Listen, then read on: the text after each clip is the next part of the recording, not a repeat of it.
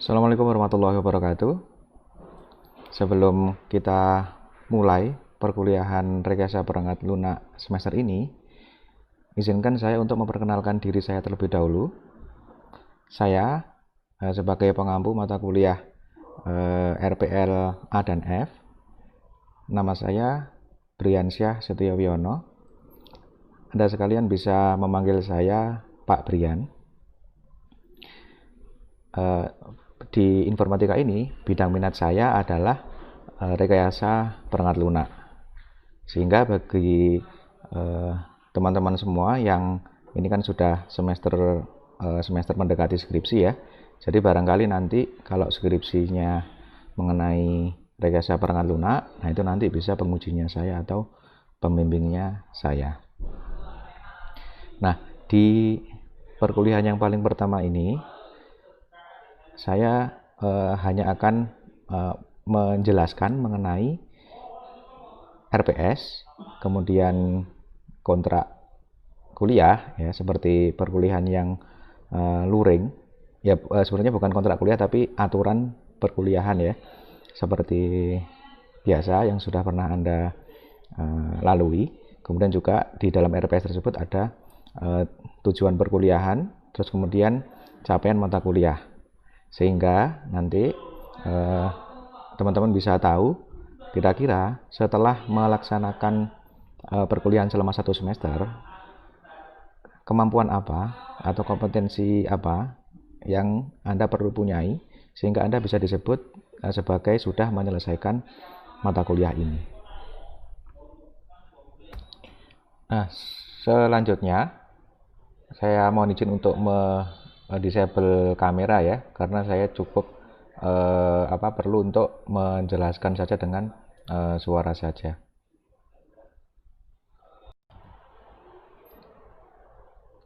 Nah, di sini kita sudah melihat ada dokumen rencana pembelajaran semester yang di sini menunjukkan apa saja yang akan kita jalankan gitu ya di sepanjang 1 semester ini. Kita sekarang membahas mengenai CPL Prodi atau capaian pembelajaran dari program studi. CPL Prodi ini poin-poin yang lebih umum sebenarnya, sehingga yang di sini sebenarnya menyebutkan rekayasa perangkat lunak itu berada pada root atau akar CPL Prodi yang mana. Ya, jadi sifatnya masih global. Jadi di sini bisa dilihat yang pertama, mampu memilih dalam mengimplementasikan metode-metode tahap rekayasa game. Jadi di sini tidak salah tulis, memang CPL Prodi itu RPL itu bisa dipelajari juga ya untuk bisa merekayasa game juga selain untuk perangkat lunak gitu ya. Jadi ingat di sini CPL Prodi masih umum gitu ya. Kemudian menganalisa, merancang, menerapkan metodologi pengembangan perangkat lunak untuk masalah yang spesifik berdasarkan paradigma tertentu. Jadi kita nanti akan belajar menganalisa kira-kira untuk perangkat lunak yang kondisi case-nya tertentu, resource-nya tertentu, kebutuhan tertentu, itu nanti kita pilih metodologi pengembangannya mau pakai yang apa gitu ya. Jadi ada nanti pembahasannya di rekayasa perangkat lunak. Kemudian membuat dokumentasi perangkat lunak untuk keseluruhan tahap pengembangan. Jadi kita nanti akan memilih salah satu metodologi pengembangan perangkat lunak di mana kita bisa membedah lebih dalam dari fase awal sampai fase akhir itu yang akan dilakukan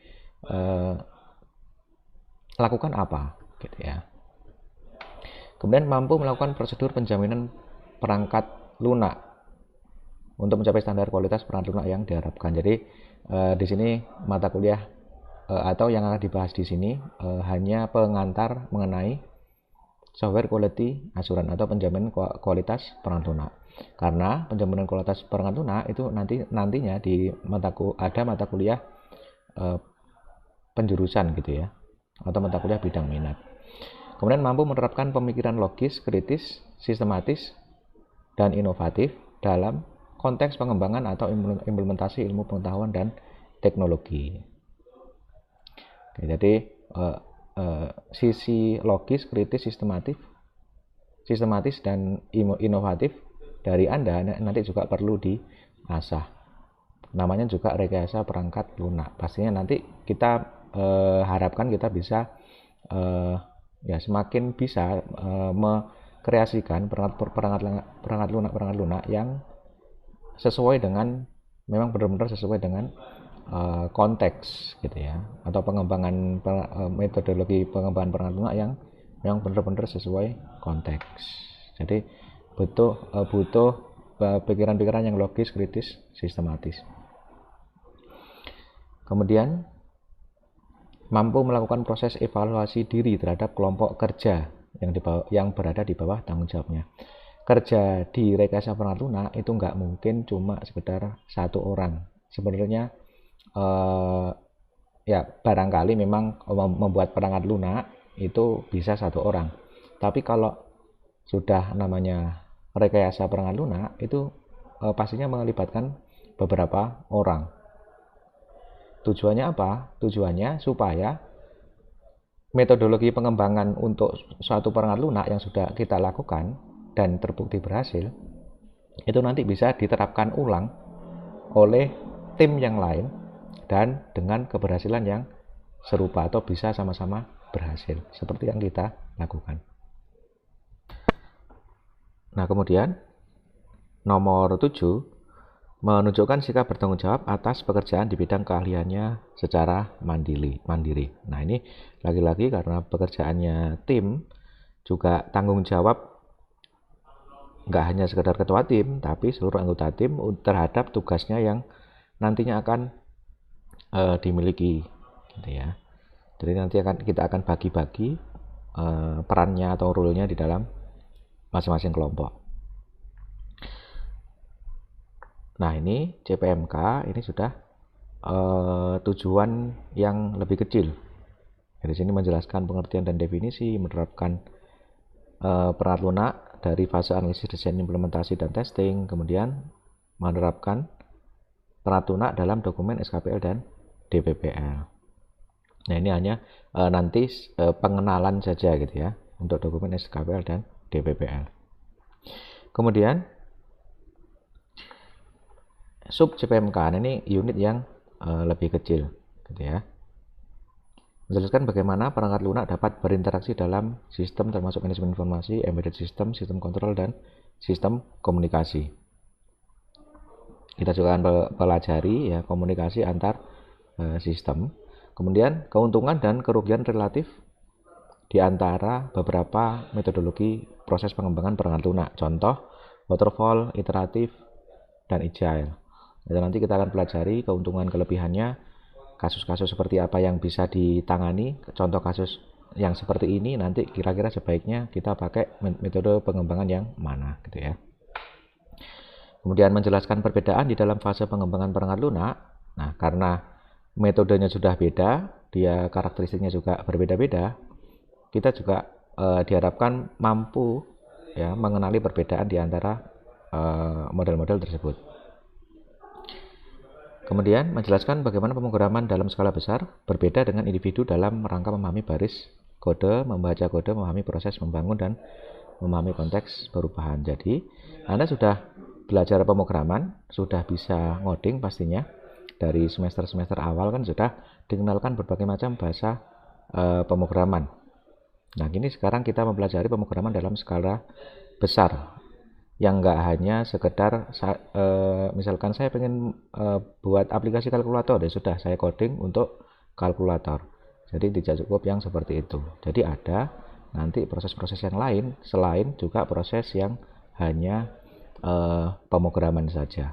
Nanti kita akan coba pelajari proses-proses yang lain. Oke.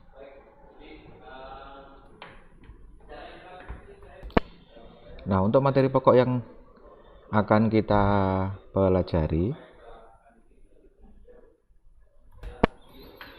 kita bisa langsung lihat di sini di tabel RPS-nya. Oh ya, di semester ini, khusus semester ini gitu ya, diterapkan ini metode polysynchronous learning. Jadi memang desain RPS yang sudah dirancang untuk pembelajaran daring. Jadi sudah tidak seperti pembelajaran yang luring, di setiap pertemuan harus setiap minggu harus bertemu di kelas. Nah, di pembelajaran daring ini ada perbedaannya. Perbedaannya adalah seperti ini. Di polysynchronous learning ini harus ada fase-fase proses pembelajaran yang dilakukan. Yaitu pada topik L1 ini ya, masing-masing materi pokok Anda harus atau pengajar ya harus melakukan fase pemahaman.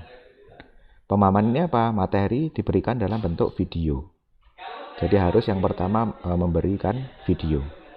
Kemudian fase pendalaman. Harus setelah video ada fase pendalaman.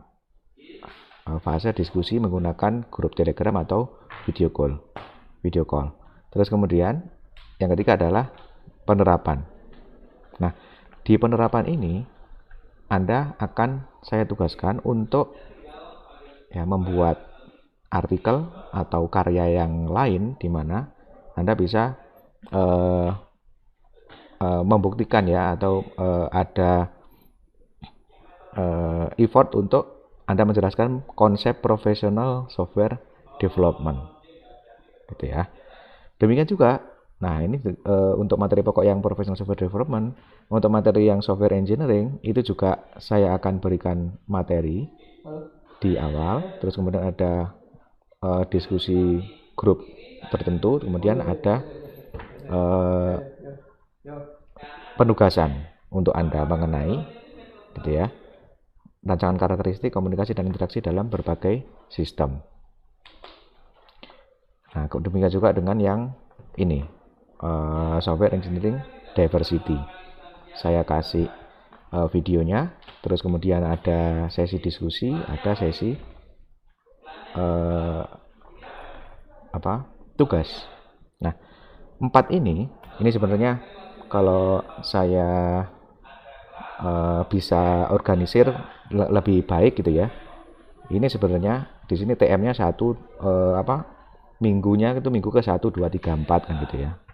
Karena kan yang membahas mengenai ini. Nah, jadi di minggu awal nanti semua video penjelasan mengenai 4 topik ini 1, 2, 3, 4 itu nanti akan saya berikan. Resource pembelajaran yang lain itu juga akan saya berikan.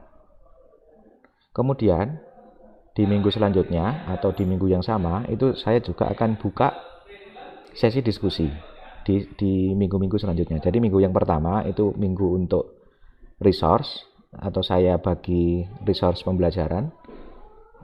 Minggu-minggu yang selanjutnya itu ada diskusi, progres, dan seterusnya.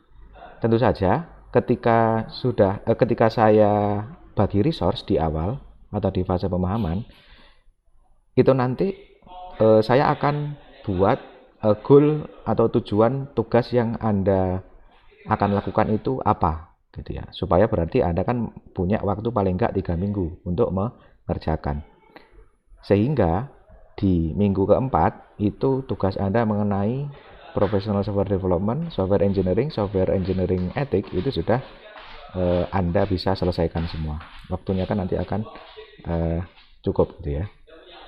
Anda punya waktu paling tidak 3 minggu untuk membuat tugas tersebut. Nah, jadi prosesnya seperti itu. Kemudian metode saya dalam membagikan video itu tidak sinkronus atau tidak selalu pakai Zoom. Jadi yang di sini untuk diskusi itu hanya maksudnya Zoom atau Google Meet itu hanya saya pakai waktu untuk fase pendalaman saja atau fase diskusi saja. Jadi saya nggak menjelaskan materi di Zoom atau di sesi Zoom. Jadi saya menjelaskan materinya saya akan record, kemudian saya bagi, kemudian resource yang lain juga akan saya bagi. Jadi Anda akan melakukan self-paced learning. Jadi Anda belajar sendiri, sumbernya juga nggak harus dari saya. Tapi yang jelas saya menyediakan sesi diskusi Zoom itu hanya untuk ya ini fase pendalaman diskusi ini ya, fase diskusi. Oke, bisa dipahami ya. Kemudian di sini ada selain tugas evaluasi ya, evaluasi terhadap penerapan materi pokok ini yang di sini nanti Anda tugas. Nah, kemudian juga nanti di UTS dan UAS juga tetap karena kita nggak bisa full asinkronus, tetap kita harus ada sesi UTS. Nah, pertanyaannya di UTS apa? Ya pertanyaannya seperti yang di video-video yang saya jelaskan atau seputar topik yang saya jelaskan. Nah, itu untuk UTS-nya. Ya. Nah, ini juga berlaku untuk topik-topik yang lain. Jadi misalnya 1, 2, 3, 4. Terus nanti topik dari minggu kelima, ini sudah L2. Topiknya mengenai menjelaskan keuntungan dan kerugian relatif antara beberapa model proses. Dari pertemuan kelima, pertemuan keenam. Nah, jadi pertemuan kelima dan keenam ini membahas mengenai waterfall, incremental, kemudian incremental dan reuse oriented. Fasanya sama, di awal nanti akan saya bagikan resource belajarnya, terus kemudian minggu demi minggu sesi Zoom-nya akan saya gunakan untuk diskusi atau untuk fase pendalaman. Nanti di awal saya bagi itu nanti akan saya kasih goal-nya di 2 minggu ini berarti ya. Goal-nya di minggu ke-6 sebelum UTS itu Anda harus membuat apa. Gitu ya.